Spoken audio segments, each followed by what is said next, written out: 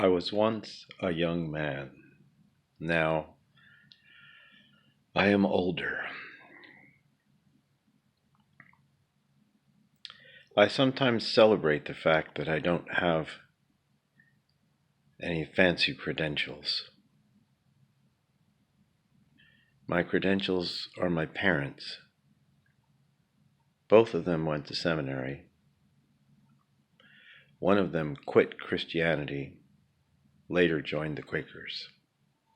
Another one was miraculously filled with the Holy Spirit and given the heavenly language, but was told not to tell anyone. I had a peculiar upbringing. There were hidden things. The only credentials that I have is being raised by a couple of librarian book people, professors, teachers, and then discovering that my birth father is a world-famous teacher. And my brothers and sisters are teachers of fascinating things and singers, performers. So in my life, I only have two major credentials. One is a high school diploma from Haddon Township High School in New Jersey, United States of America.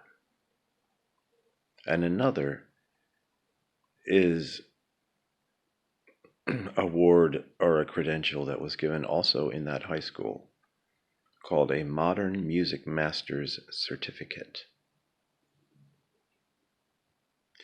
And for the Modern Music Master's Certificate, some people in the music department of the school must indicate a person of special musical ability, and I was selected for my ability in singing. And I was set in a duet with a cellist, Leslie Simpson, who actually lived down the street from me, on the same side of the street. She was a bit older, and she was a wonderful, reserved, and creative Jewish woman. And for my Modern Music Master Certificate, there was a responsibility to give a recital.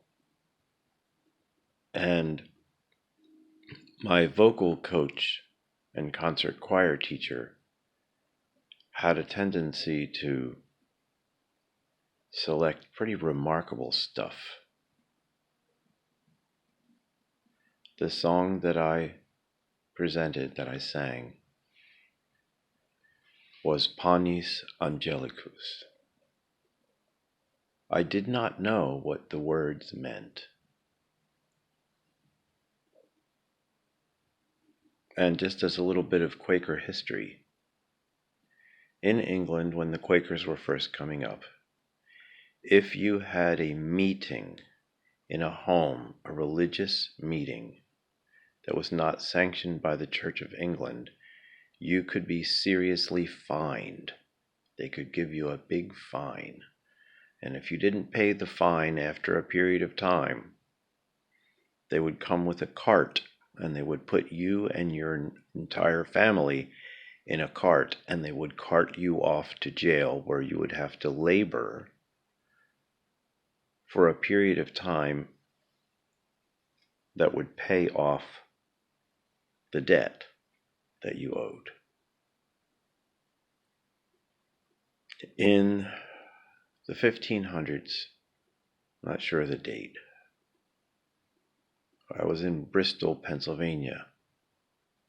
I discovered that in Bristol, England, there were 500 to 600 families in prison because of having had